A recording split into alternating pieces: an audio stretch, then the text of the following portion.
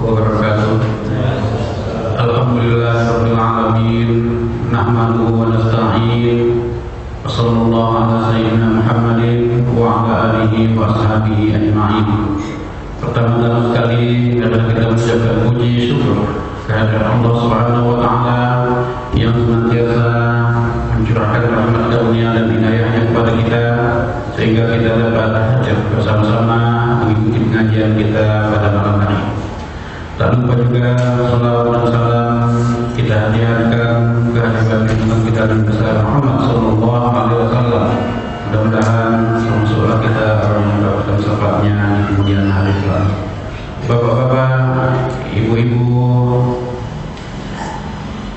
majelis taklim rahmatullah, pada malam hari ini bahasan kita masih melanjutkan pengajian kita yang lalu, yaitu masalah syarah risalah taklim yang pada malam hari ini akan disampaikan oleh Bapak Ustaz Lutifka.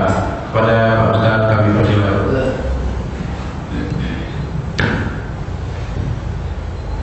Bismillahirrahmanirrahim. Assalamualaikum warahmatullahi wabarakatuh.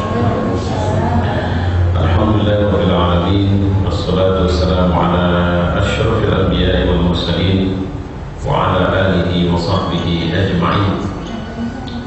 Qala Allah fil Qur'an, a'udzu billahi as-sami'il 'alim minasy syaithanir rajim.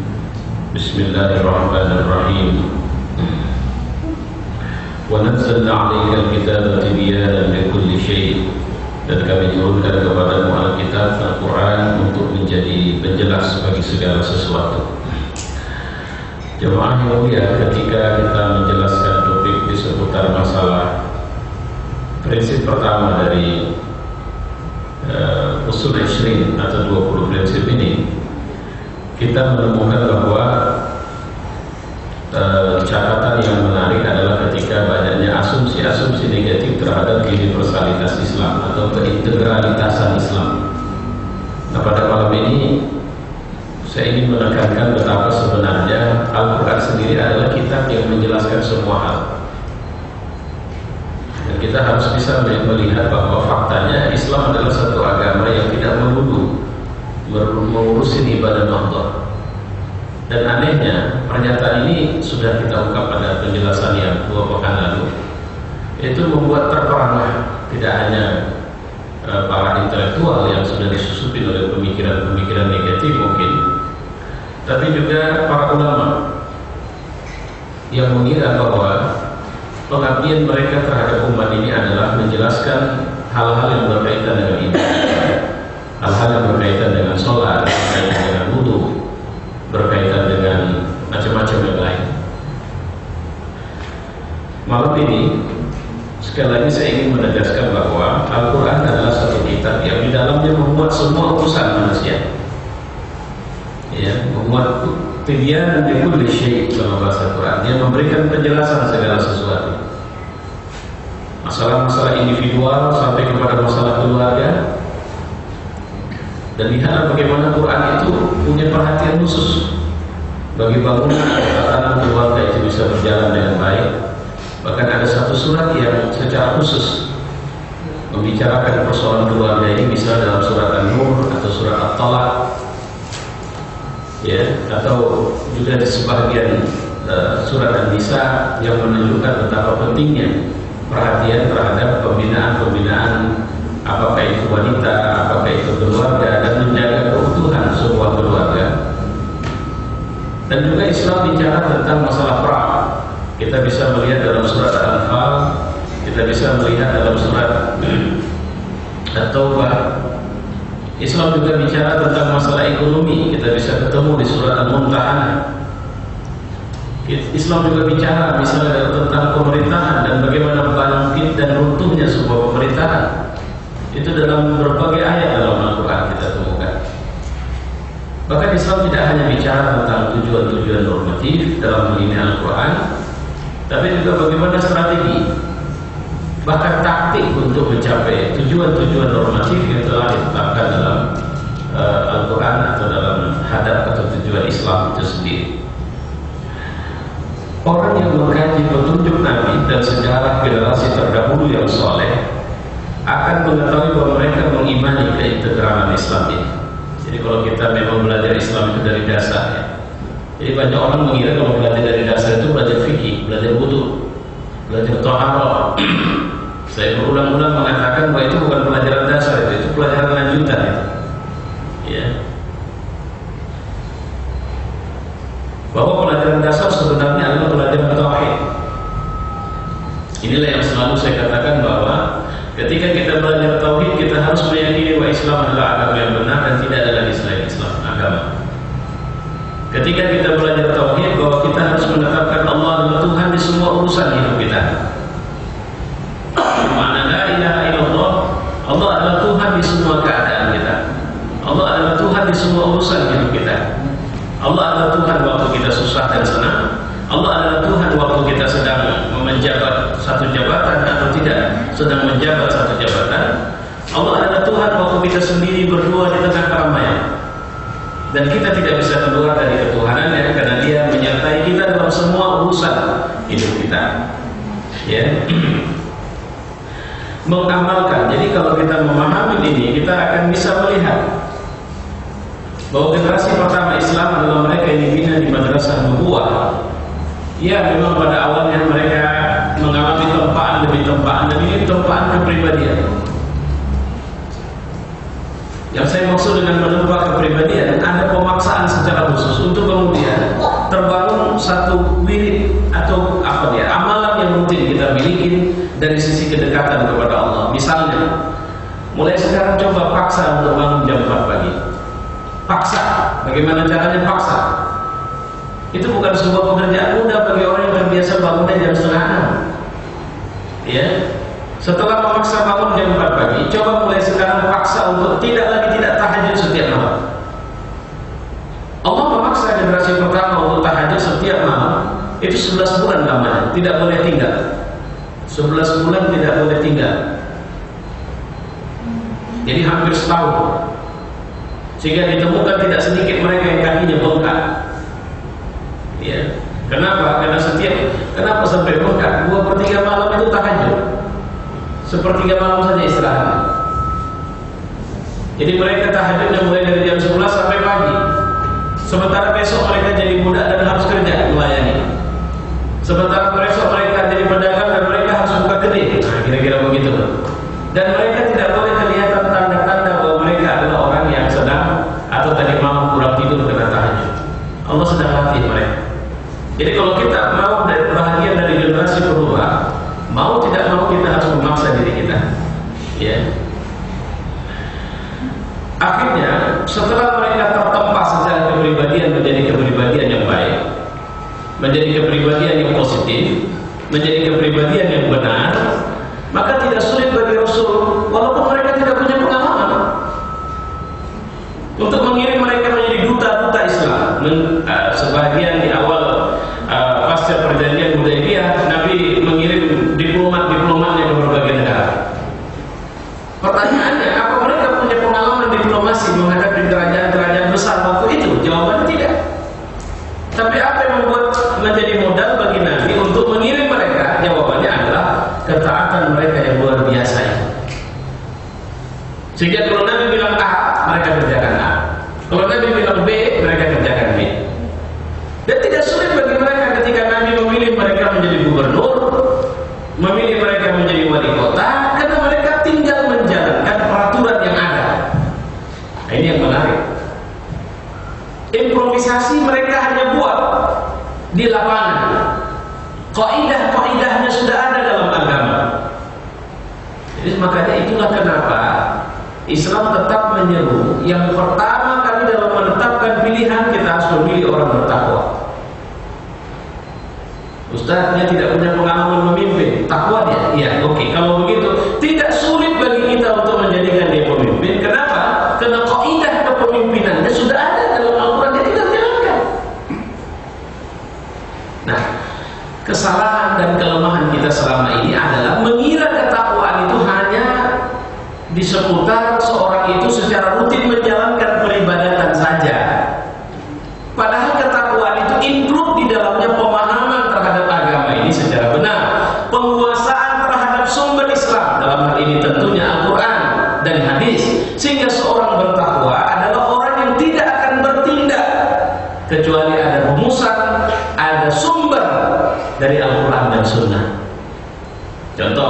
menjadi gubernur nih, atau saya lebih tepatnya wali kota. Kemudian bagaimana cara mengatasi pelacuran di kota Medan? Nah, kira-kira begitu. Kemudian muncullah ide pikiran saya, kita lokalisir pelacuran. Tepat nggak ya? Bagi orang sekuler itu tepat. Tapi kalau saya kemudian mencari, kenapa tidak saya bukan bicara tentang lokalisasi, tapi saya bicara tentang pembinaan, pembenahan, pendidikan keislaman, pendidikan moral, yang saya cemplungkan miliaran rupiah uang untuk melakukan pendidikan itu, dan pendampingan terus-menerus, melibatkan orang tua terhadap anak perempuannya, suami terhadap istrinya, istri terhadap suaminya, sekolah terhadap murid-muridnya, ustadz terhadap, nah itu yang saya maksud tadi.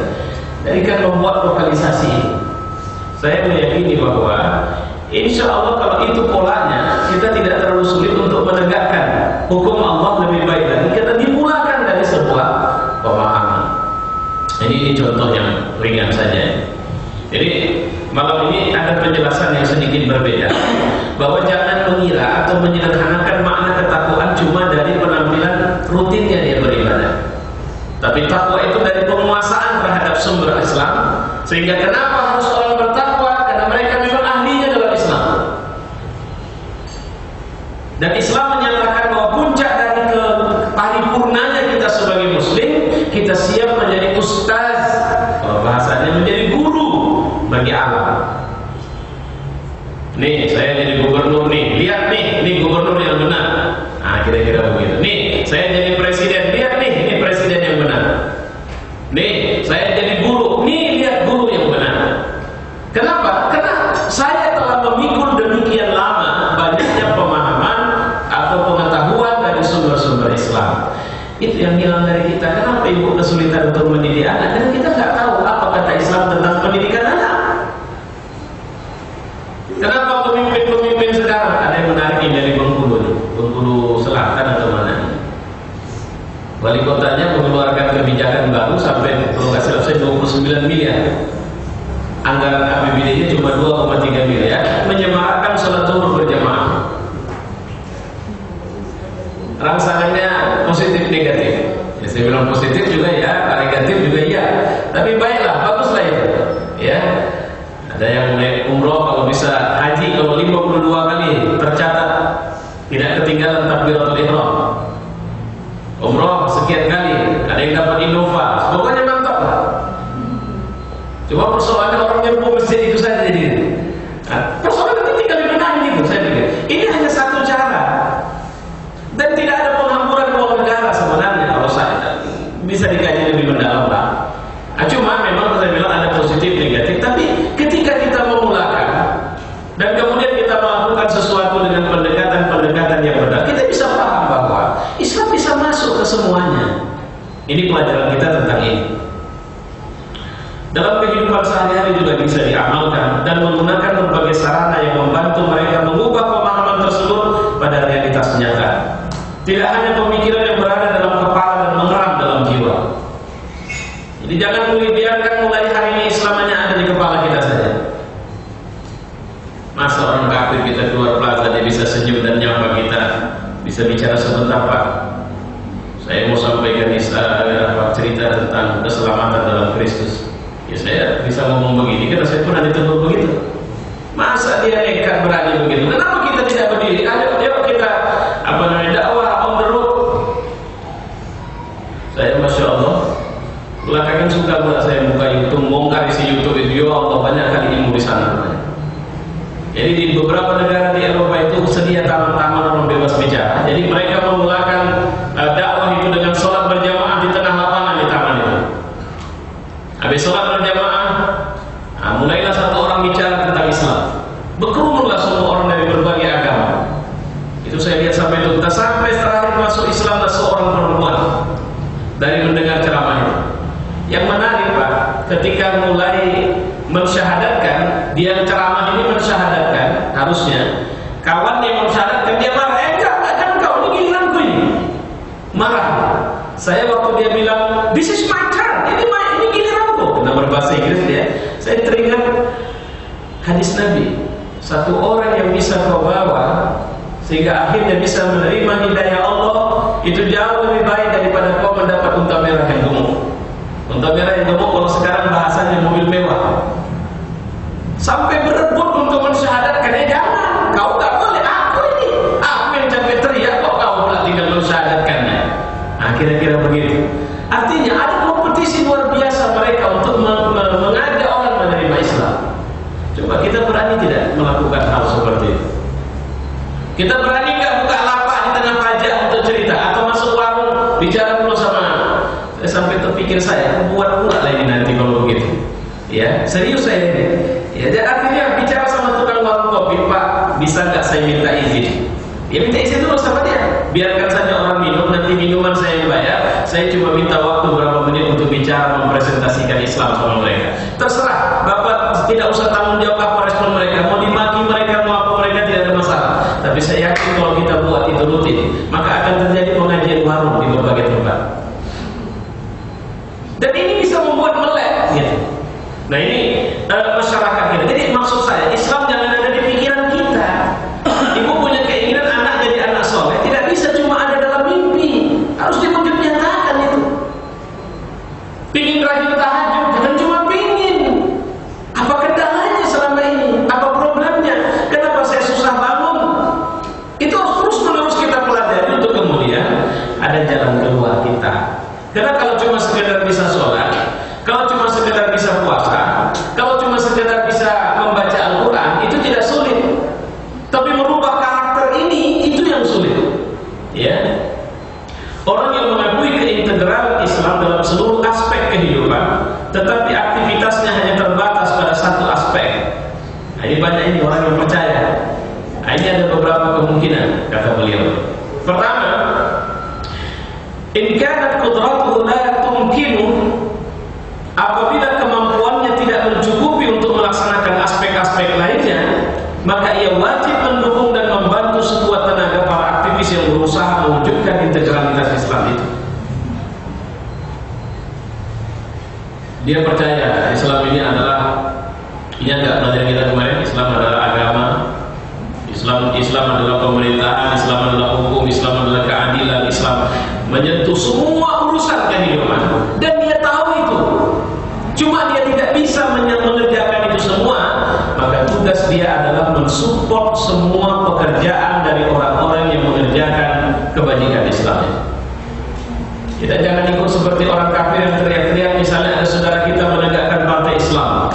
Kalau di republik kita misalnya ada berapa yang menyebut diri partai Islam, sejelek apapun itu aset umat Islam.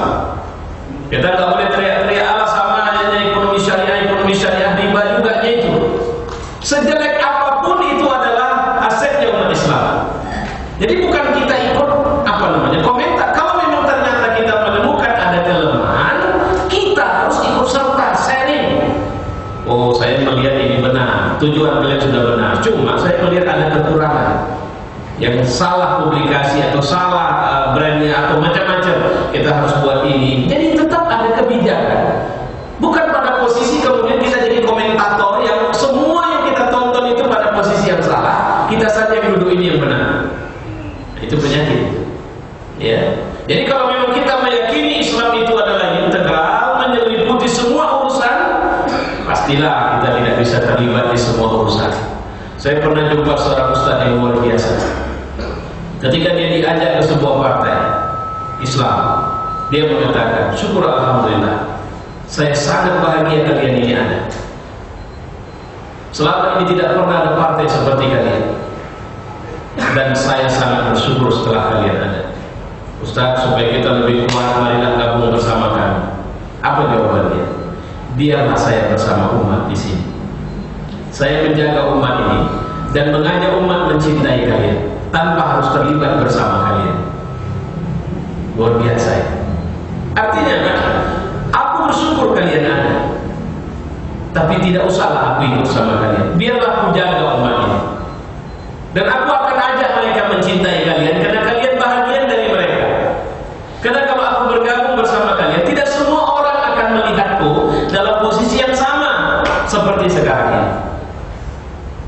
Jadi artinya apa? Elastisitas itu akhirnya yang muncul adalah jalinan-jalinan akhawiyah, jalinan-jalinan persaudaraan.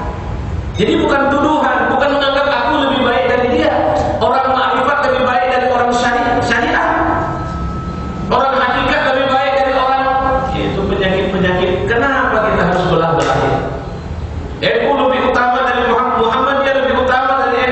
si Anu buat film, awak juga bisa buat film.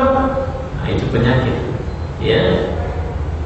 Apabila ia menentang, kalau tadi kan setuju ya. Jadi kalau kemungkinan pertama dia setuju, tapi tidak bisa ikut semuanya dalam kegiatan, semua kegiatan Islam, maka diam dan dukunglah. Ini jangan pula jadi terjebak. Kita ini penyakit kita terjebak. Lihat TV kita ini. TV kita kalau ada tokoh Islam buat salah, yang kena contoh. Ini sekarang sedang populer di si apa? Ustadz yang menang Bildai, yang rambutnya panjang. Saya juga nengok videonya, memang sangat tidak layak Ustadz begitu. Kesan yang muncul adalah kesombongan. Kesan yang muncul adalah merasa hebat. Bapak udah ada lihat videonya kan?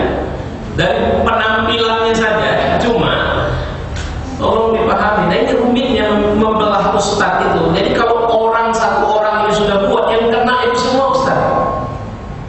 Nah itu dia. Jadi kalau orang baik salah, kena. Tapi kalau orang jahat, nah contoh misalnya si A buat salah gitu kan, nggak kena grupnya atau kelompoknya atau pokoknya yang terkait dengan dia tidak kena, dia saja yang kena. Ya, kalau saya cenderung masya Allah melihat memang hadza min akhir zaman. Ini memang sudah akhir zaman. Nabi sallallahu alaihi wasallam mengatakan banyak orang yang nantilah mudah-mudahan Allah ridho. Saya ingin kalau siap nanti satu ini panjang ini ceritanya ya. Kita akan kaji min asyrati ulama usu wa ulama al-khair. Dari syarat atau tanda ulama baik dan ulama jahat. Ya, di antara jahatnya seorang ulama kata Nabi, kau temukan dia mundar-mandir ke pintu penguasa. Tengok di media siapa paling rajin menyambangi. Gitu. Jadi itu hadis saya tidak bicara. Karena ulama jauh lebih tinggi kedudukannya daripada pemimpin penguasa. Kalau dia sudah merendahkan diri, habislah dia. Dan kata Nabi, itu adalah pencuri. Itu bahasa hadis. Ya, dia curi agamanya dan kemudian dia jual rendah, harga murah.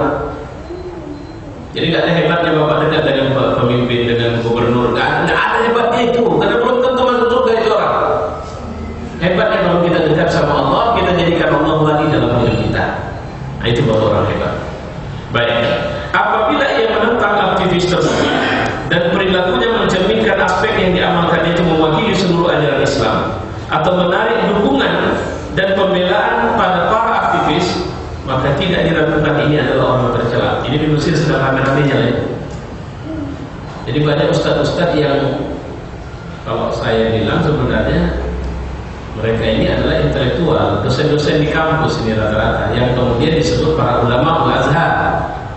Ya, intelektual Al-Azhar yang sekarang cari selamat, pakai ilmu cari selamat, buat komentar di TV, komentar di media dan sebagainya untuk menunjukkan pembelaan terhadap As-Sisi yang membantai umat Islam di sana.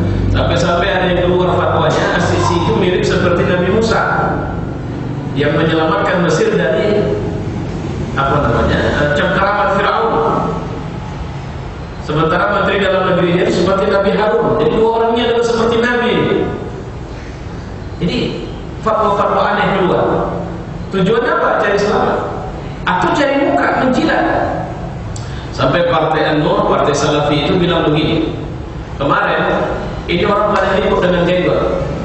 Kalau laki-laki tak berjenggot berdosa, karena itu sunnah Nabi SAW. Kemudian kebijakan baru pemerintah Mesir sekarang, polisi tidak boleh berjenggot. Apa kata humasnya Partai An-Nur? Ya tidak ada masalah lah, kan jenggot bukan masalah luar biasa.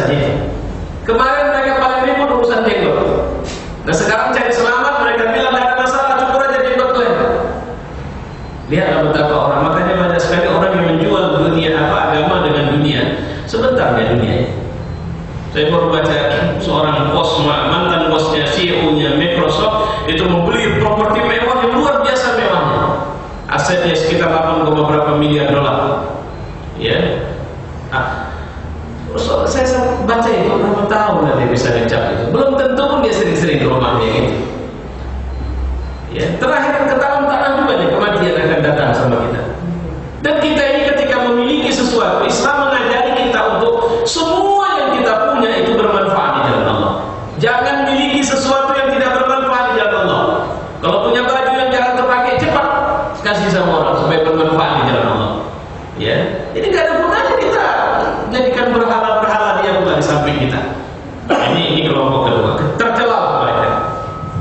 Apabila kemampuan dan potensinya mencukupi untuk memberi kontribusi nyata, tapi ia mencukupkan diri dengan satu aspek saja, karena menginginkan selamat dan ingin tidak bersusah-susah, maka tidak keselamatan bagi.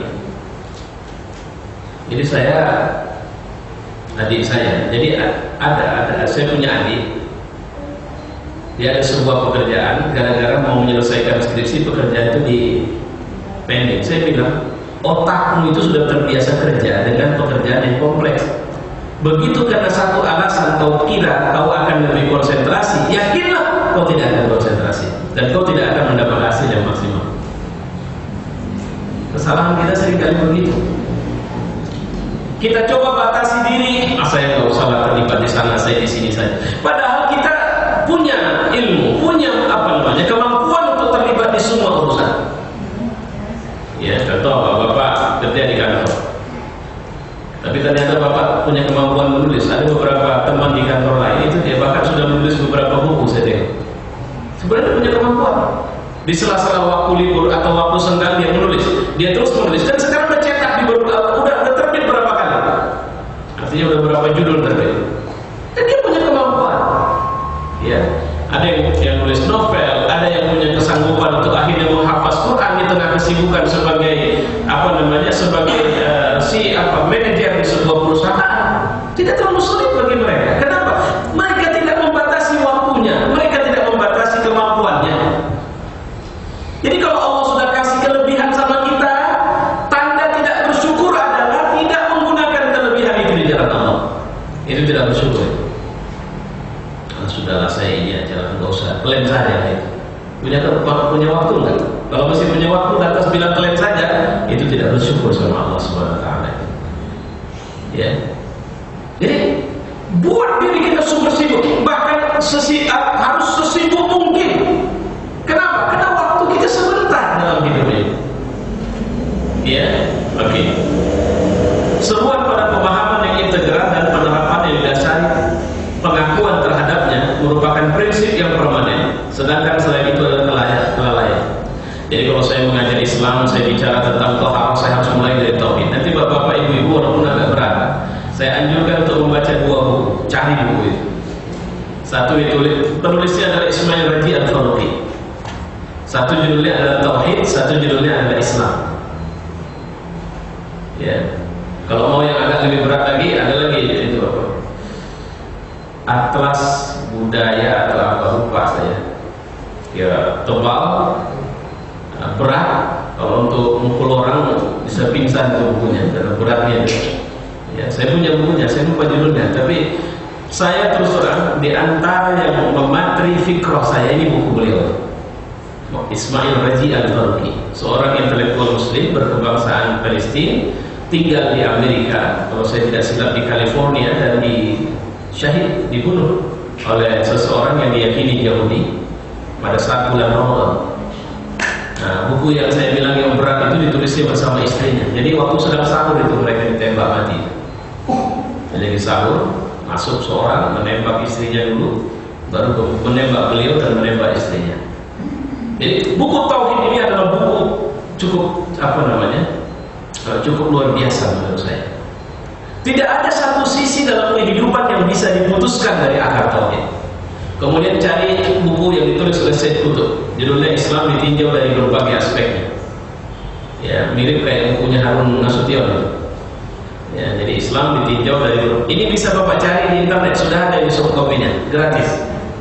Ya, Islam dari berbagai aspek, itu kira-kira judulnya seperti itu. Nah, di buku ini dia memaparkan bahwa seperti apa integralitas Islam itu sebenarnya. Ya. Atau tulisan Dr. Yusuf Wardowi sudah diterjemah, saya lupa itu penerbitnya atau usah. Karakteristik Islam dulunya. Ya, karakteristik Islam. Jadi bicara tentang universalitas Islam dari semua sisinya. Nanti insyaallah kalau Allah ridho kita akan kaji. Saya pernah mengajikan ini sepanjang bulan Ramadan di stasiun radio di Medan. Sayang file audionya hilang.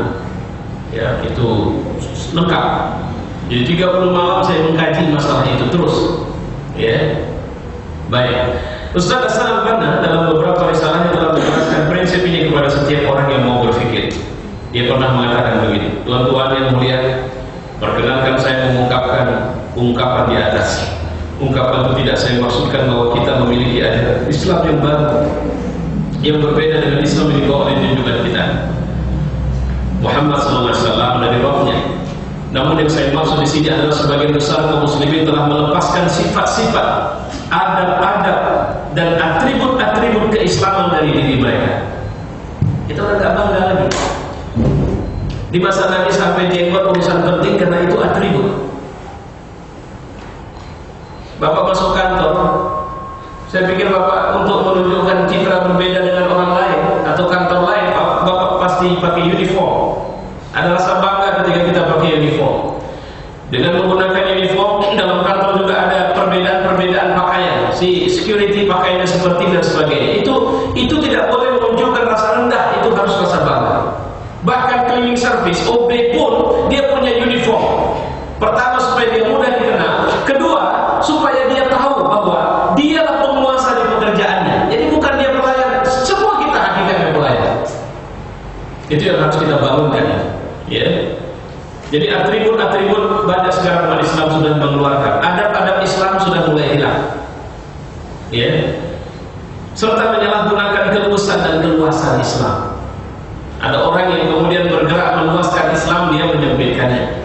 Ada orang membuat Islam luas, dia malah membuat Islam itu jadi kaku. Dia menakut-nakutin orang dengan berbagai tindakan bahwa semua yang kalian buat adalah salah, yang benar adalah apa yang aku buat. Nah, ini penyakit, ya. Padahal semua itu diadakan demi sebuah hikmah yang tinggi. Mereka berbeda pendapat tentang makna Islam dengan perbedaan yang sangat jauh, hingga Islam tertanam dalam diri anak turunan mereka dengan bentuk yang bermacam-macam. Inilah kelemahan. Ustaz, saya bingung nih, yang mana yang betul di Islam ini? Itu tanda udah rusak Islam di sini. Jika sekian, gambarnya nggak jelas. Kalau ibu bapak bertanya tentang Islam dengan cara begitu bertanya, saya bisa jawab bahwa pasti selama ini gambar Islam yang bapak terima adalah gambar kayak atau itu apa itu, siapa itu di TV itu yang suka gambar hantu itu, kayak begitu, tak jelas. Kadang muka saja nampak, badan tak jelas nampak, kakinya berapa juga tak nampak, ya. Jadi kita harus mengenalkan Islam secara jelas. Dari pertama itu yang pernah saya bilang, sudah mulai hari ini tidak ada agama selain Islam, cuma Islam yang benar. Itu keyakinan, dan keyakinan tidak untuk dipikirkan. Keyakinan itu untuk menjadi prinsip. Kalau sudah prinsip, siap menghadapi semua resiko. Kalau belum siap menghadapi semua resiko, itu bukan prinsip. Saya lihat film apa ya, Olympus apa? Falling Down. Pernah Bapak Ibu lihat? Olympus ya. White House habis dihajar. Saya tertarik dengan pernyataan apakah itu penasihat presiden perempuan itu yang diminta kode, lantas kemudian dia dihajar habis-habisan, dia tidak mau jawab. Presiden bilang sudah, karena yang terakhir kode dan aku tidak akan berikan. Udah kasih tahu saja. Tidak mau dia kasih tahu, walaupun terakhir dia kasih tahu. Dan kemudian diseret mau ditembak. Nah, dia mengatakan semua aku lakukan demi Amerika. Itu prinsip. Kayak film gitu cocok lah untuk gitu. Itu banyak pelajaran dari kayak begitu. Itu prinsip. Nah sekarang, adakah yang kita buat demi Allah? Karena Allah? Sehingga kalau sudah karena Allah, jika Bapak berinfak karena Allah, tidak butuh pujian dari orang banyak. Mau dipuji, mau tidak, mau dimaki urusanmu, aku buat bukan untukmu, aku buat karena Allah. Allah kasih rezeki lebih sama aku, dan aku kasih samamu, bukan aku minta kau puji aku. Habis itu kau melemas, pergi urusanmu. Aku sudah berbuat seperti yang Allah suruh. Sehingga akhirnya seorang mukmin ketika melakukan kesolehan, dipuji atau tidak dipuji, dia tidak peduli. Tidak ada masalah. Dikasih posisi atau tidak, tidak ada masalah, no problem. Ya, artinya apa? Karena aku melakukan semua ini karena Islam menyuruhku melakukan ini semua. Sama seperti ibu besarkan anaknya. Tak butuh ibu pujian anak ibaik kalau makuni ibaik. Tidak ada gunanya. Muak pun kita kadang-kadang dengan pujian kayak begitu. Kita balik tanya, ada apa? Mau apa rupanya? Kan begitu. Ya. Kenapa? Pujian itu malah membuat kita aneh. Makanya kita selalu diajarkan innal hamdalillah. Pujian itu punya Allah, bukan punya kita. Itu ya. Baik. Ada yang mendekat, ada yang jauh, ada pula yang sesuai dengan Islam yang pertama diterapkan. Jadi sekarang banyak ini, ada orang yang menjadi Muslim itu bagus ya, ada orang yang tinggal mulutnya saja insya Allah, subhanallah, alhamdulillah, tapi pakaiannya sudah tidak Islam, tingkahnya sudah tidak Islam, kejahatan yang dia buat dia bilang musibah. Nah ini sebuah keanehan ini. Ya, saya mohon supaya saya didoakan bisa tabah menghadapi musibah. Musibah apa? Atas ulahnya, ya, kejahatan dia, maksiat dia. Nauzubillah min dzalik. Ya, di antara manusia yang tidak melihat Islam kecuali sebatas ibadah lahir, sehingga dia lebih disibukkan untuk kemudian memikirkan bagusnya wudunya, bagusnya di mana meletakkan niatnya, bagusnya bagaimana cara takbiratul ihramnya. Nah, itu ibadah lahir. Jika dia telah melaksanakan atau melihat orang lain melaksanakannya, maka ia merasa bahagia dan puas dan menganggap orang itu telah mencapai inti Islam. Walaupun orang itu koruptor, walaupun orang itu kurang ajar, alhamdulillah pemimpin kita sudah rajin baca Quran, pemimpin kita sudah sholat. Cukup sebatas itu saja. Kalau cuma sekedar rajin sholat dan rajin baca Quran, kenapa tidak dibuat sayembara orang yang paling rajin baca Quran dulu, untuk kemudian siapa yang lulus jadi pemimpin? Karena pemimpin itu hakikatnya bukan membuat atribut-atribut itu. Apa yang harus dilakukan? Memberikan pelayanan dari pekerjaannya. Nah itu yang harus kita pahami. Ya, inilah makna Islam yang menyebar luas di kalangan mayoritas umat. Tapi ini faktanya, kata ini Al-Banna, beginilah umat kita menatap Islam. Ada yang melihat kita sudah cukup tenang dia, pokoknya si Anu, dia orang marah. Kenapa? Karena tiap saat dia rajin sholat di masjid kita ini, dia peduli betul dengan masjid kita ini. Cukup sampai di situ. Kau tidak pernah tahu bagaimana dia cari makan. Kau tidak pernah paham bagaimana dia membesarkan istri dan anaknya. Ada berapa banyak orang yang mampu tampil begitu waraknya di depan kita, tapi begitu kita masuk ke rumahnya, kita lihat anak perempuannya mutabarrijah, pakaiannya tidak benar misalnya, atau anak-anaknya tidak punya adab. Ini kalau kita ke rumahnya. Terus begitu kita masuk ke kantornya, ini saya mau bicara Islam yang kamil ini. Ya, CEO sebuah perusahaan misalnya, kemudian sekretarisnya seorang perempuan yang berada berdua bersamanya dalam ruangan itu, dan kemudian sekretarisnya memakai pakaian yang aneh. Wah ini, tapi dia orang waras, Ustaz. Dia orang rajin baca Quran, dia orang yang lah, ukurannya bukan di situ, ukurannya adalah di tempat dia kerja itu. Tapi itulah faktanya, itu maksudnya. Itulah fakta kehidupan kita, itulah fakta keadaan umat Islam sekarang. Di antara manusia yang tidak melihat Islam kecuali akhlak mulia. Kalau tadi ibadah, spiritualitas yang menggelora, sungguhan falsafah yang menyegarkan akal dan rohani, dan menjauhkan akal serta rohani dari kotoran materi yang melampaui batas. Ada orang yang hanya menyenangi bagaimana melakukan diskusi-diskusi Islam. Kita mengatakan luas betul pemahamannya, dia memang guru yang hebat. Padahal kita cuma kenal dia di ruangan diskusi itu, dan kita tidak tahu siapa dia di luar ruangan itu.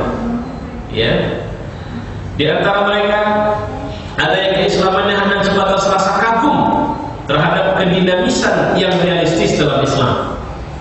Karena itu ia tidak berusaha memperhatikan nilai-nilai selainnya dan tidak tertarik memikirkan ajaran Islam selain. Jadi banyak nanti kita temukan manusia kayak begini. Ada lagi yang memandang Islam sebagai sebuah ideologi warisan dan amal turun-temurun yang tidak ada kecukupan di dalamnya dan tidak ada kemajuan bersamanya. Karena itu ia selalu memprotes Islam dan apa saja yang terkait dengannya. Anda dapat mengetahui model ini pada kebanyakan orang yang merengkuh sakofah asing dan belum mendapat kesempatan berinteraksi dengan baik dengan hakikat Islam. Dia udah pergi ke luar negeri, pulang protes saja sama Islam. Memang umat Islam kita betul. Ini memang harus di tingkah umat yang dituduh Quran. Nah, itu penyakitnya. Makanya kemarin saya berpikir-pikir sambil jalan tentang Islam antara inklusivisme dan eksklusivisme. Ada orang menuduh Islam eksklusif. Saya bilang ya, Islam eksklusif kalau bicara akidah. Tapi Islam inklusif ketika kita bicara pengembangan ekonomi, penataan ruang kota dan sebagainya. Islam inklusif di situ. Islam terbuka, Islam menerima masukan dari semuanya. Tapi kalau bicara akidah, no way, maaf, tidak ada alasan bagi kami untuk menerima sumbangan akidah kalian. Dan ini betul-betul tertutup. Loh, nggak boleh gitu dong. Kita kan harusnya sama-sama, ini kan sama-sama menuju Tuhan. Loh, jadi itu sama artinya kalau saya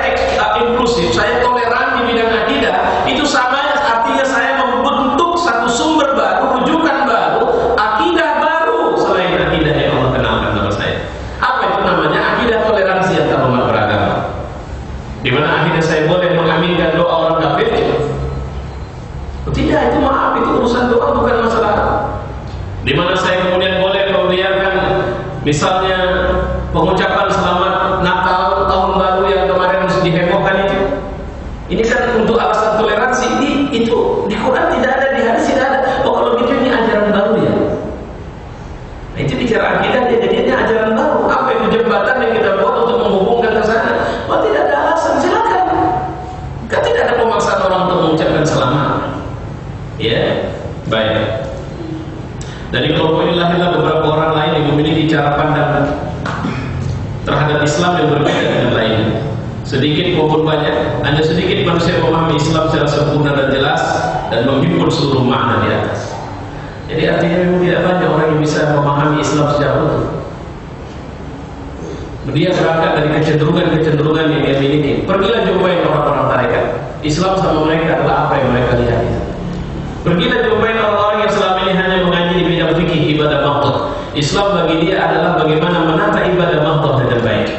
Pergi jumpain orang-orang yang selama ini menyebut diri jaringan Islam liberal. Islam bagi mereka adalah bagaimana meneliti semua sumber Islam dengan bahasa yang mereka bilang harus dengan nalar yang objektif dan macam-macam.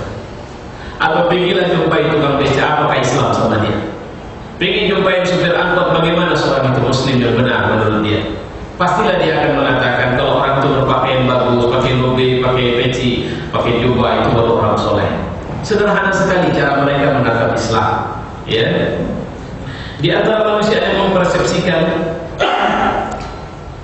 ini saya pikir tidak penting. Baik, kami meyakini bahwa hukum dan ajaran Islam itu menyeluruh. Ia mengatur seluruh urusan manusia di dunia dan di akhirat. Bahwa orang yang menduga bahwa ajaran ini hanya menyentuh aspek ibadah ritual, ruhiyah, tanpa memperhatikan aspek lainnya adalah salah. Sebab Islam adalah akidah dan ibadah, tanah air dan kewarganegaraan, agama dan negara, spiritualitas dan amal, serta mushaf dan benang. Ungkapan-ungkapan terkait dengan ini cukup banyak dalam Al-Quran. Yang mulia Bapak-bapak, Ibu-ibu, saudara-saudara sekalian, saya pikir ini catatan kita di seputar penjelasan tentang keuniversalan Islam.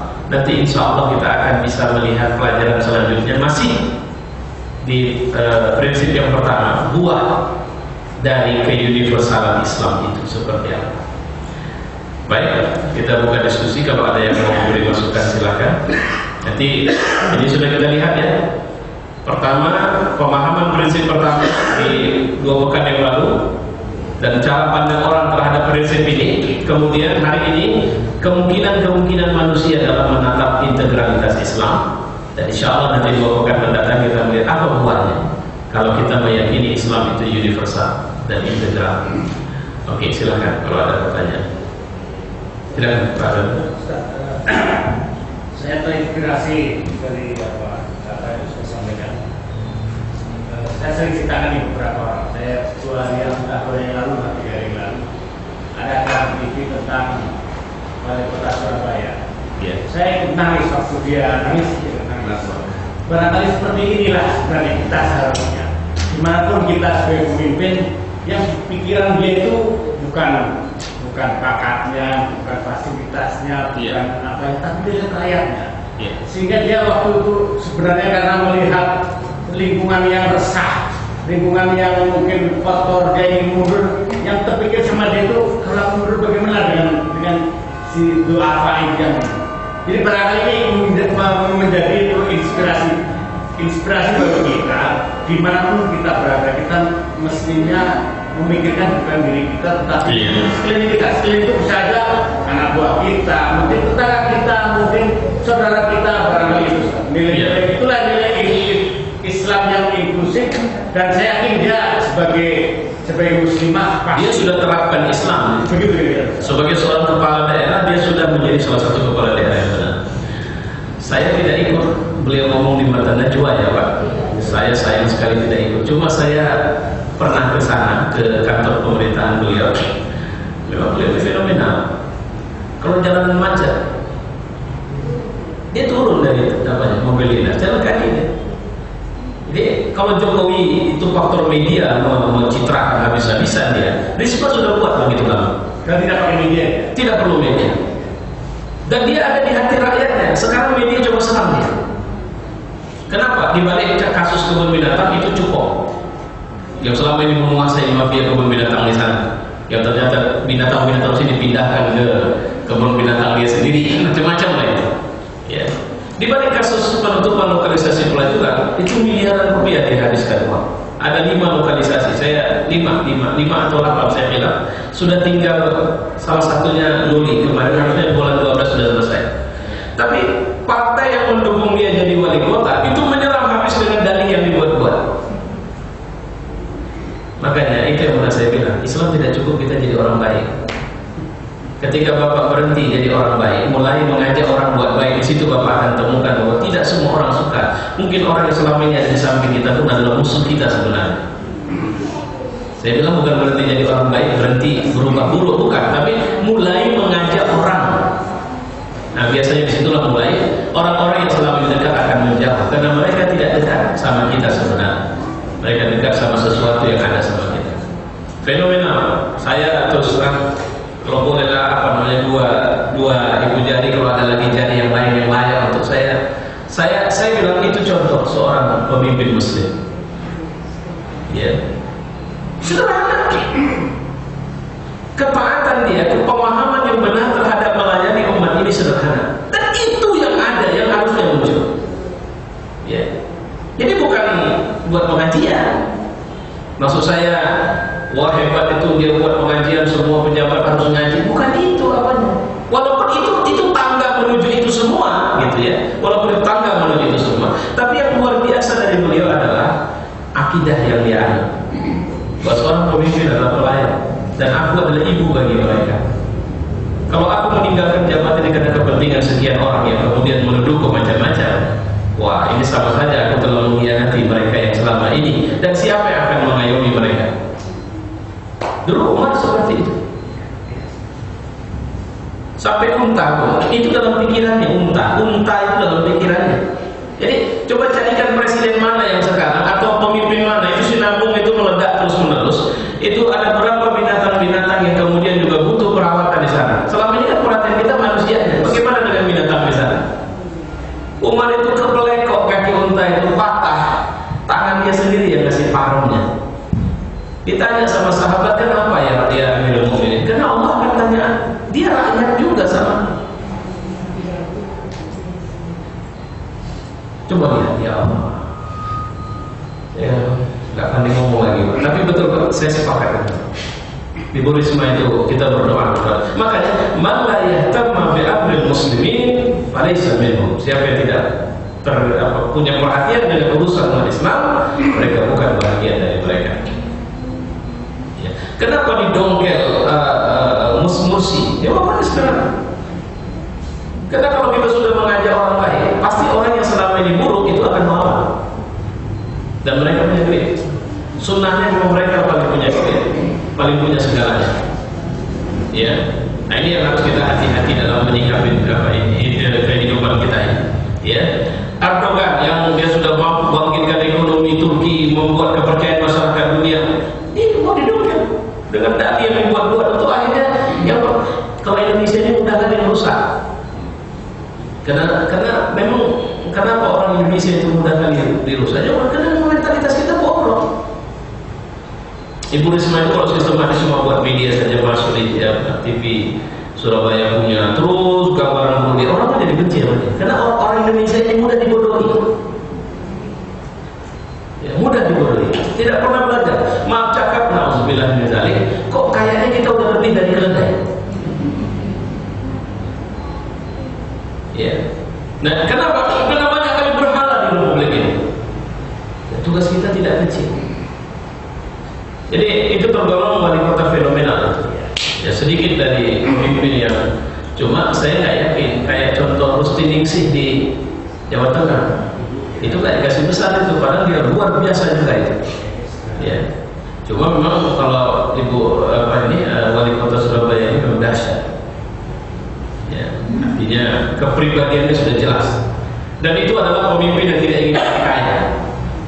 Kekayaan nyembah sama dia, duit nyembah dia. Nah, coba bayangkan, duit datang minta tolong ambil, aku tidak. Karena aku tidak menjabat untuk mengambil kalian. Ya. Nah, jadi sebenarnya tidak terlalu sulit. Kalau memang kita betul karena Allah, dunia ini akan datang merintih untuk kita ambil, kita tidak akan mau. Ya, saya tertarik, saya khilaf di mana tadi, mungkin khutbah saya tidak sedang khutbah, mendengar seorang khatib, terus saya khilaf tadi itu.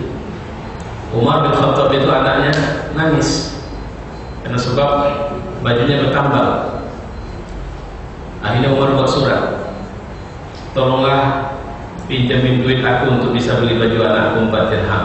Ke dia presiden, minta kepada bendahara negara.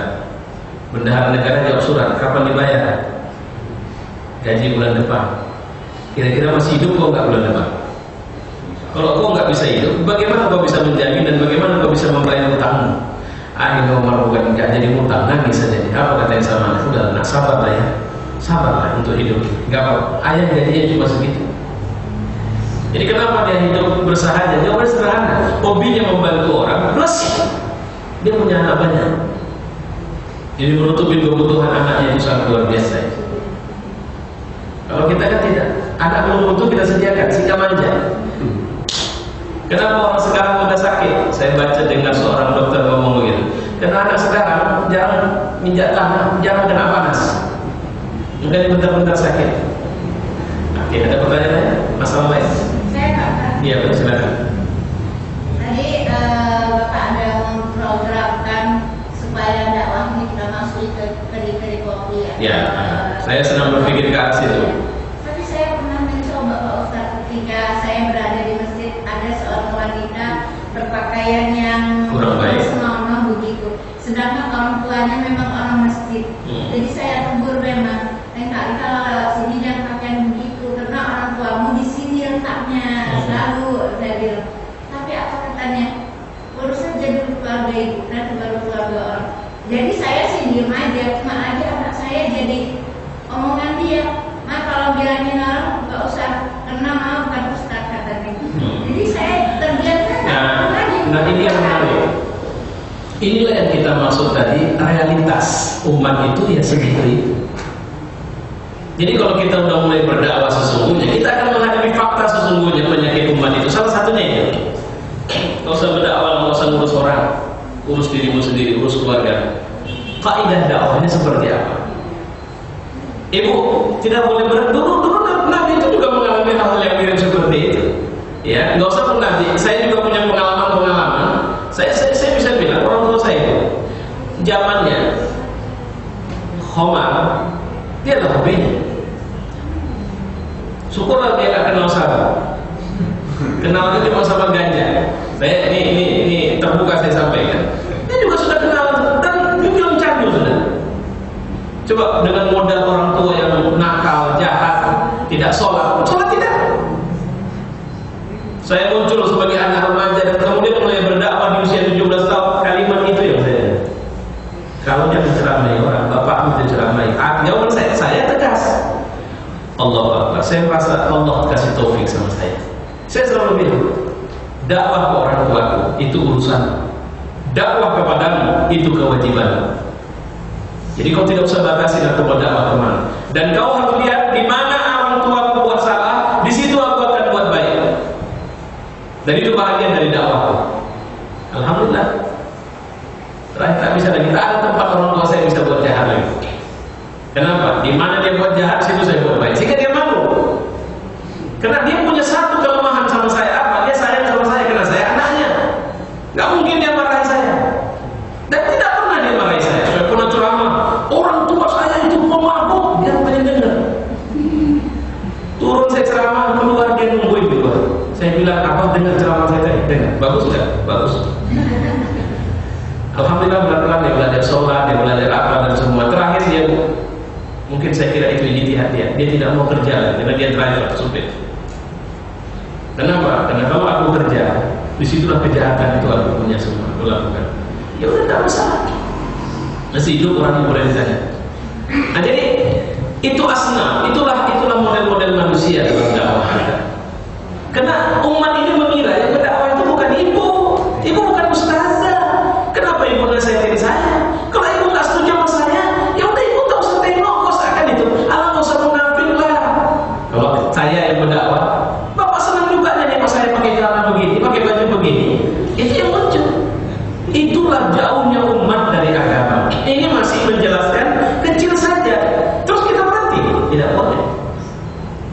kita harus bersabar. Ya. Dan kesabaran kita dalam dakwah inilah yang harus kita bina. Karena berhentinya kita itu mau setan.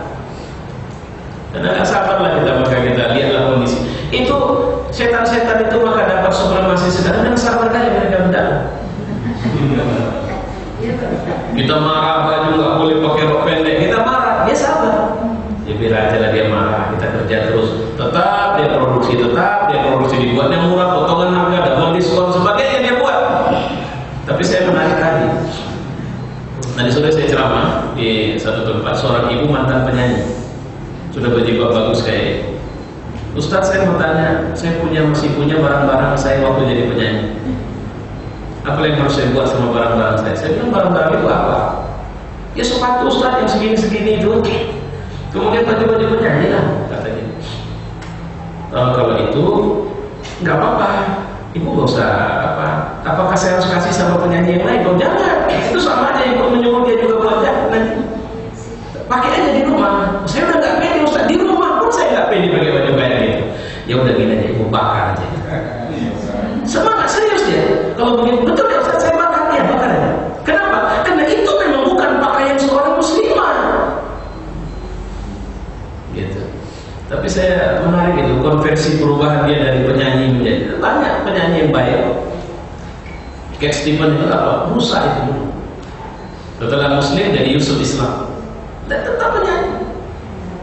Ya. Dan makanya yang namanya berubah itu semuanya. Jangan kayak seorang yang kemudian dia tobat dari satu amal, cuma di amal itu aja dia tobat, yang lain tidak tobat. Berubah memang total. Dulu musuh Islam, sekarang pembela Islam. Nah, cuma yang harus kita pahami adalah, ibu kita harus bersabar, begitu fakta realitas jauh kali lebih dari agama. Ya. Serius untuk kita membenahi nanti ada saja salah kita yang dikorek-korek mereka. Akan dilemahkan kita dengan tuduhan macam sok suci, sok alim, sok hebat, sok ini. Ya. Ilmunya sikit katanya. Iya. Kalau mau berdakwah, tunggulah. Dia apa dapat dari mana? Ilmunya apa? Cuma dengar sana dengar sini. Nah, dia pula yang ceramahnya jadinya kan gitu ya. Lalu dia pun tak ada ilmunya sama sekali, dia lebih buruk gitu kan. Itu fakta. Itulah sama. Syaitan itu kata Nabi, ketika kita mau hijrah dari kejahatan menuju Islam, syaitan akan cegah. Islam itu banyak kali larangannya. Ketika kita tetap jalan dari makom Islam menuju makom hijrah, syaitan bilang, kenapa kau hijrah? Kau akan tinggalkan kampungmu, kau akan tinggalkan kesenangan hidup, nanti kau bisa miskin dan sebagainya. Lihat itu duta besar Libya, Amerika. Setelah dia menerima Islam sebagai agama, dia pun menyatakan pengunduran diri dari diplomat sebagai diplomat Amerika, dan akhirnya dicabut semua kekebalan dia dan sebagainya. Dan baginya sederhana, walaupun setelah ini aku menjadi seorang miskin dan tidak punya apa-apa lagi, tapi aku telah mendapat satu yang luar biasa. Apa itu? Karunia sebagai muslim. Subhanallah, itu luar biasa. Oke, tadi seperti dari sebelah mana? Ya, silakan. Yang mana duluan terserah. Oke, silakan. Terima kasih. Saya tidak tadi mengenai mensyaratkan orang ya. Iya. Saya pengalaman pernah sampai 3 kali ikut mensyaratkan. Hanya saja ini kaitan dengan perkawinan. Iya, baik. Ada. Nah, tadi kan sudah bilang apa namanya? Satu orang kita syaratkan sama dengan kita mendapat satu tambahan. Iya. Tanggung jawab kita, konsekuensi dia masuk Islam ini sampai di mana tanggung jawab? Nah, beda masukkan orang ke Islam dengan mengantarkan orang mendapat hidayah menjadi muslim, itu beda. Bisa, saya pikir harus saya jelaskan. Ini mensadarkan. Iya. Itu kan masukkan Islam namanya itu kan. Jadi dengan motivasi apa? Motivasi. Saya pernah ada orang minta tolong disyahadatkan. Saya bilang saya tidak mau. Setelah saya tahu bahwa dia cuma mau menikahi seorang perempuan muslimah, saya tidak mau. Saya mau dia tunda syahadatnya atau dia Islam sekarang, tapi nikahnya tunda 2 tahun lagi, dan dia belajar Islam sama saya. Itu waktu itu. Kenapa? Karena Pak, siapa bilang kristenisasi tidak ada? Ada berapa banyak artis kita korban kristenisasi? Ya, jangan kita sepele. Nah inilah yang repotnya kita. Itu Siloam berdiri di depan Malahayati, kita nggak tahu itu Kristen punya ya. Dan tidak dihubung-hubungkan sama Kristen, dihubungkan sama James Riyadi aja. Titik di situ. Kalau kita buat masjid dihubung-hubungkan sama ini dari si Anu, ini partai Anu, ini ormas Anu ini. Nah itulah pandainya mereka bergerak. Mereka nggak pakai agama, kita kental kali dan tidak usah menyesali memang itu alhamdulillah karakter yang kita punya.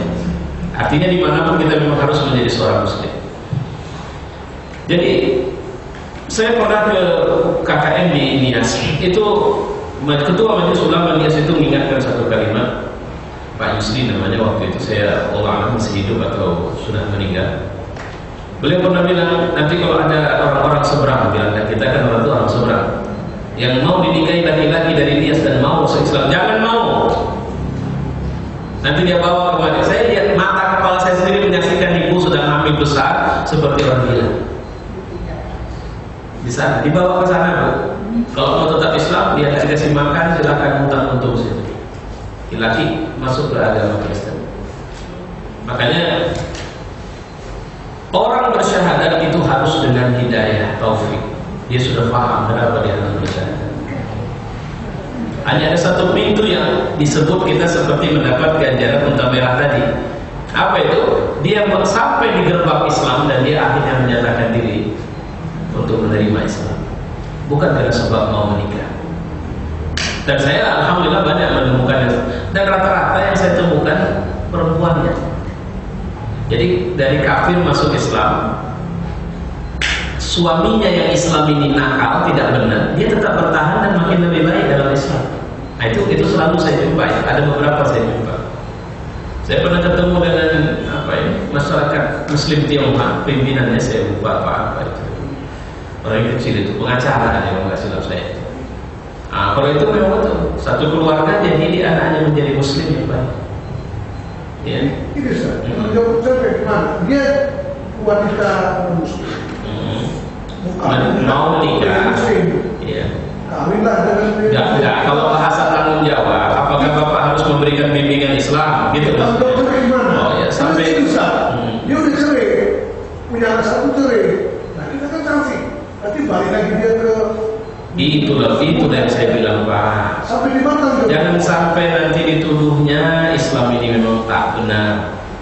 Itu kan. Jadi kalau ditanya, itu bukan tanggung jawab pribadi, Pak. Setelah menerima Islam, seorang menjadi tanggung jawab negara. Makanya kenapa orang baru masuk Islam itu disebut mu'allaf dan mendapat hak secara ekonomi. Kalau bicara negara, secara ekonomi dia mendapat hak santunan dari negara dan dia wajib minta kalau negara tidak kasih. Itu secara ekonomi, artinya dia harus mendapat support ekonomi. Kalau dia miskin supaya dia jangan terganggu. Sudah ada sebuah SMS, saya tidak tahu, ada pernah dengar orkes Al-Batal? Saya minta kalau bisa dari kita Pak yang karena katanya dia istri dari almarhum Mukhlis. Saya masuk SMS sama saya. Saya sekarang terbaring sakit Ustaz. Saya tidak tahu mau buat apa. Saya sering dengar ceramah tausiah Ustaz, kata dia di subuh yang di SCTV. Nah ada orang yang mau bantu saya tapi dari pihak gereja. Saya susah Ustaz, kata dia. Nah sekarang ini saya tolak. Cuma apalah solusi untuk saya? Kasihlah pendapat sama saya Ustaz. Saya minta izin nanti saya kasih ke Pak Gani ya nomornya, sekaligus saya forward SMS-nya. Mohon ditindaklanjutin. Jadi beda. Minta kelihatannya Pak. Ada SMS-nya berulang kali masuk ke saya. Dia mengaku istri almarhum pemimpin orkes Al-Waton. Nama dia Mukhlis, nama suaminya Mukhlis katanya. Iya. Iya, jadi berulang-ulang katanya dia sudah mau dibantu oleh pihak gereja. Nah, inilah contohnya lah ini gitu, kan? Nah, saya jadi teringat itu jadinya. Nggak tahu Pak, nanti bisa dikonfirm melalui SMS yang ada di HP saya. Nah, saya nggak tahu orang yang mana, siapa, saya juga nggak tahu, makanya saya belum respon. Mukhlis Nasution ya. Nah, yang mana ini saya nggak tahu, tapi berulang masuk 2 kali. Saya tidak tahu dia dapat nomor saya dari mana, tapi yang pasti masuk dan dia minta pendapat apa yang harus saya buat. Saya tidak ada apa-apa sekarang. Dan berulang mereka coba bantu saya. Saya tidak mau jual agama. Nanti saya forward apa SMS-nya. Baik, kembali ke tadi, tanggung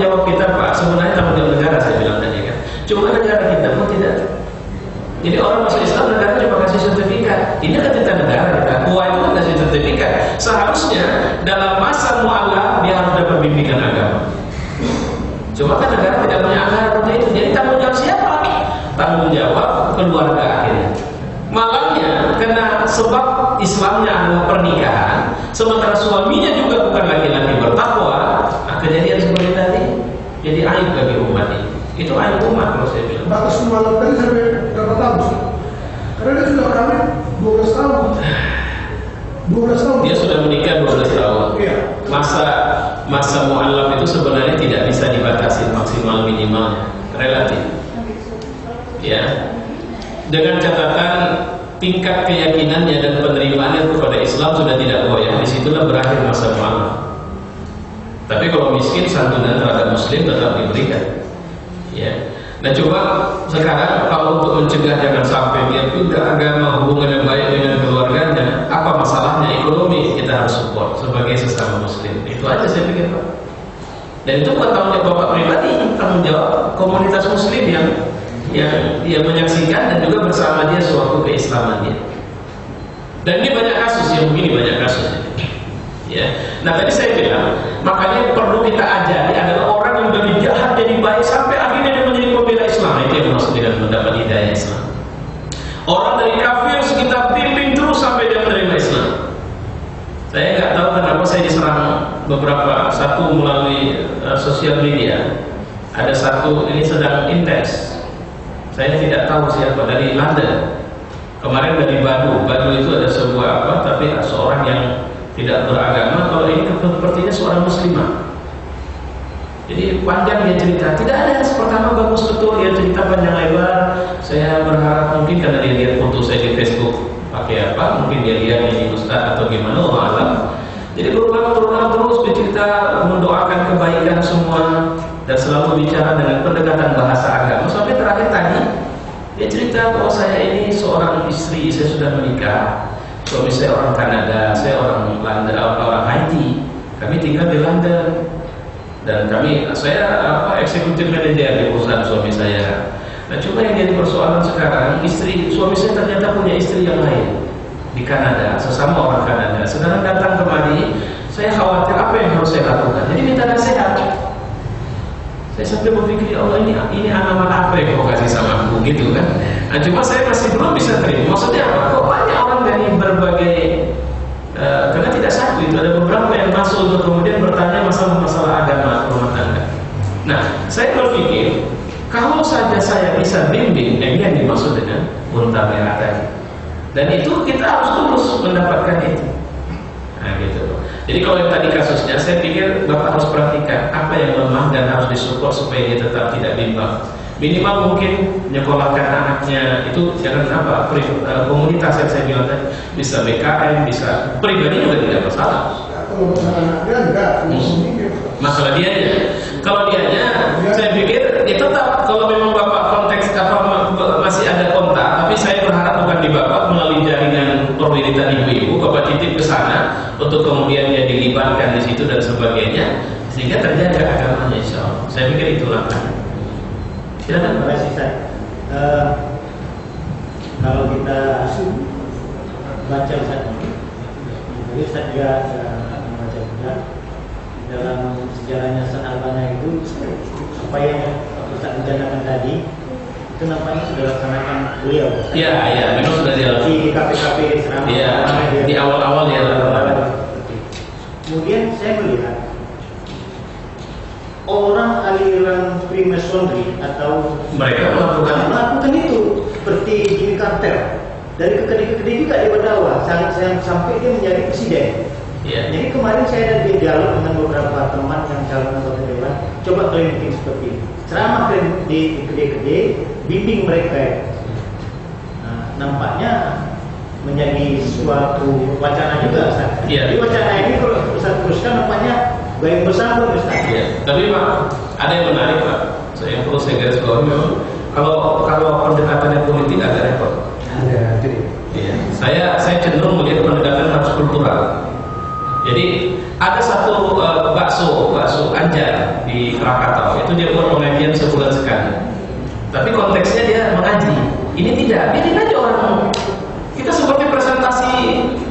Silakan orang sambil makan, sambil apa terserah. Dia belanja terserah gitu.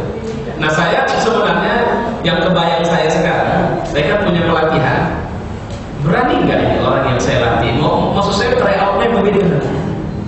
Jadi tinggal kontak aja dulu di mana ada warung sering ramai kalau maghrib atau habis maghrib, ayo kita ke sana. Kita masuk, bapak-bapak mohon maaf silakan sambil ngajak pengamen itulah. Nah, kami akan menghibur bapak-bapak dengan 5 bait lagu atau berapa sebaik lagu, kan begitu pengamen. Orang sambil makan bersama. Nah, jadi saya cuma datang dari warung ke warung itu cuma assalamualaikum warahmatullahi wabarakatuh, bapak-bapak ibu-ibu terima kasih, mohon maaf atas waktu yang kami ambil untuk kemudian kami hanya ingin menyampaikan satu hadis Nabi SAW. Nah, begini. Nah, silakan kalau mungkin ada yang bertanya. Tidak ada, sudah alhamdulillah. 5 menit, 10 menit keluar. Jadi kan itu budaya. Setiap malam Jumat tetap nampak. Akhirnya orang melihat, pokoknya sama malam Jumat ada orang yang datang ke sini. Nah, jadi bukan disediakan oleh warung. Sehingga pertama ada yang bertanya, tidak ada. Ada yang bertanya, tidak ada. Balik terakhir ada yang bertanya, ada orang yang selama ini oke datang. Oke, ada pertanyaan. Nah, mulai gitu. Itu yang dibuat. Kenapa? Peta masyarakat kita masih lebih banyak di luar masjid ketimbang di dalam masjid. Yang ikut wirid berapa orang? Yang ngobrol berapa orang? Jadi butuh dai yang melakukan aktivitas ke arah sana. Dan kalau saya memang ini harus dilatih. Keberanian untuk berani untuk maju ke lahan-lahan itu untuk kemudian berdakwah di sana. Saya pikir itu Pak. Allah cukup ya? Kita sambung di bawah. Oh ya sudah. Kita lihat orang-orang yang terkenal jemaah jalan gajah itu lebih berani. Nah itu dia contohnya. Saya ketemu dengan seorang, waduh, ini teman saya dulu kerja di Dewa. Kalau penghasilan semuanya halal sama dia. Nah, jangankan amal baik, dosa pun tak mau berbagi dia. Itulah kalau kami bilang dulu waktu dia, bajingan lah. Cuma memang dari dulu saya suka, saya orang tua sudah orang tua.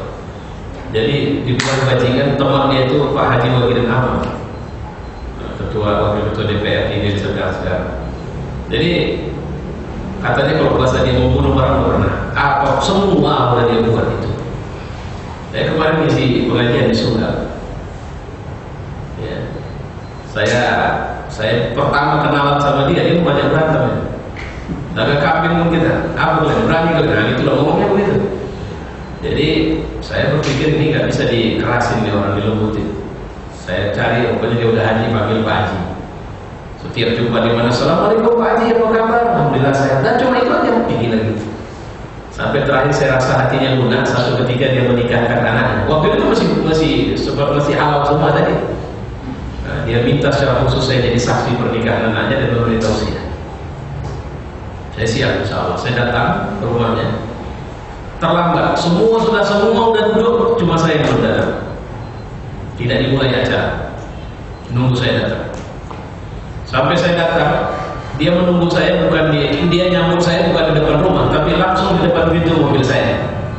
Lalu parkir saya jauh dari rumah dia. Begitu dengar saya datang, dia langsung satu, dia bawa saya langsung duduk dan menyaksikan nikah anaknya, baru memberi tausiah. Dan saya saat waktu itu meyakini bahwa dia orang baik. Kemarin saya kasih tausiah maulid. Saya disapa orang pakai sarung, rambutnya panjang, pakai lebay, dengan sapaan assalamualaikum. Saya jawab waalaikumsalam. Astagfirullah, saya berubahnya beliau 180 derajat sudah berubah. Ikut jemaah tabligh jalan gajah. Saya sudah ke Pakistan, India sudah, Bangladesh sudah. Ini saya insya Allah mau ke Hongkong. Saya mau ke Hongkong. Kata beliau, tak banyak ngomong lagi, sudah nggak kayak dulu. Ya, wajahnya pun saya bilang Pak aura bapak sudah jauh berbeda dengan yang saya kenal dulu. Jadi salah satu kelebihan tabligh itu dia bisa menjatuhkan hati-hati orang-orang jahat. Caranya, nggak banyak ilmunya. Kalau kita ini tak banyak orang ilmunya. Tapi keberanian dengan prinsip keyakinan. Kalau ngomong pakai nur pundak kita orang itu kan, mana tinggal maaf gitu. Nah sering-sering datang, ayo keluar minimal sehari 3 hari ya, itulah dia. Di sana di rumah, adik saya 2 kali masuk rumah sakit gila. Saya bilang terbuka saja, laki-laki punya 4. Kenapa? Canduan sabu.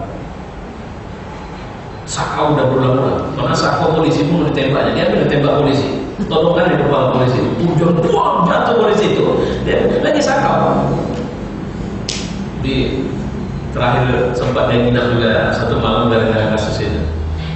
Cuma selesainya itu orang gila dan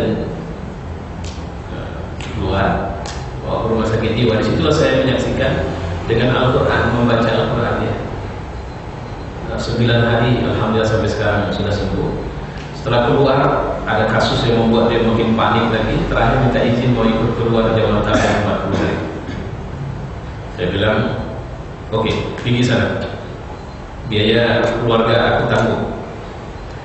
Berangkat dia 15 hari telepon, bang udah gak tahan aku bang, pulang aku ya bang. Jangan, kau harus tuntas 40 hari. Nah, kenapa? Anggap aja kau sedang sekolah di sana dan tidak boleh keluar. 40 hari keluar udah berubah. Alhamdulillah sekarang udah jauh lebih baik. Arti jauh lebih baik malah kalau agama lebih pelihara dia dari saya jadinya. Kalau udah duduk itu cerita partai sendiri hari dia bang. Kalau sama saya hormatnya alhamdulillah hormat sekali. Ya gimana bang ini nanti kalau udah cerita saya kan PKS sudah langsung mesti bah, nah, satu panggil bah, satu panggil bah, karena abah satu kan mau ada urusan. Karena saya tahu bahwa dia tidak mau cerita partai itu. Nah, jadi salah satu kelebihan tabligh itu dia berani. Di kampung saya lagi sedang anak muda dulu di luar sana. Ini kisahnya tanya orang tabligh. Jadi anak muda yang dulu di luar masjid panggil sinilah tolong. Namanya juga dipanggil orang baik dari masjid. Datanglah anak muda itu. Udah masuk atau ada apa pak? Duduk sebentar. Anda meminta tolong. Jadi dia sebentar ke dalam balik dia duduk. Udah duduk anak muda itu. Apa ada apa pak? Apa yang bisa kami bantu? Ini agama harus dari bantu lah itu. Disuruh dibutuhkan bantuan tenaga kan. Rupanya mau minta tolong. Kau cerita dia tentang Islam. Jadi cara memancingnya itu masuk ke masjid gitu. Dan kemudian ke rumah silaturahim dia masukkan ke masjid ini pergi ke rumah tokoh cerita tentang agama. Marilah kita jagalah masjid kita ini pak. Walaupun orang kata kalian pikir kami nggak sholat, kalian lihat. Banyak gitu. Cempelan saja yang bersih, cempelan saja yang suci. Nah, jadi kalau ditanya saya juga tidak anggota jemaah tabligh tapi rasa masya Allah di situ. Apa kelebihan yang mereka punya di situ. Dan saya welcome. Walaupun ada yang terlalu over menganggap sampai pada tingkat merasa dirinya paling, ya itu person to person lah. Ya ada yang kayak begitu. Saya pikir itu juga contoh baik. Sekali-sekali kita buat nanti, pergi kita tak kemana? Ya gua bapak nih. Kemana kita pergi? Ke apa? Jalan kita ke rumah. Saya dulu pernah bawa orang, ayo sepakat, nggak usah tinggalkan. Kalau direktur mau tinggalkan, ayo kita jalan. Kepala manajer udah tinggalkan, ayo kita masuk ke rumah penduduk. Nggak usah jauh-jauh, orang banyak kok penduduk yang bisa kita lagi. Penduduk banyak. Nggak nyangka orang kita masuk, assalamualaikum, gimana sholat, apa semua. Ngetes untuk ngajak orang baik. Insyaallah, kalau mau ayo kita buat. Saya punya programnya. Ya, alhamdulillahirabbil alamin wassalatu wassalamu ala asyrofil anbiya'i wal mursalin wa ala alihi wa sahbihi ajma'in. Allahumma ij'al hadha jam'ana fi hadzal majlis jam'an marhuma wa tabarrukna min ba'dihi tabarrukan ma'suma. Rabbana atina fid dunya hasanah wa fil akhirati hasanah wa qina adzabannar. Wa sallallahu wasallam ala Muhammad wa ala alihi wa sahbihi ajma'in. Walhamdulillahirabbil alamin. Sepertinya ini rekaman-rekaman kegiatan kita ini sudah di-share ya. Mungkin dikasih tahu tuh alamatnya di mana semuanya. Udah di-share ke ada blog kita khusus ini. Apanya? Insyaallah nanti bisa ditengok di sana. Demikianlah tadi pengajian kita yang telah disampaikan oleh Ustaz Ikan. Mudah-mudahan apa yang disampaikan tersebut dapat menjadi pencerahan bagi kita untuk kehidupan kita di masa yang akan datang. Pada Pak Ustaz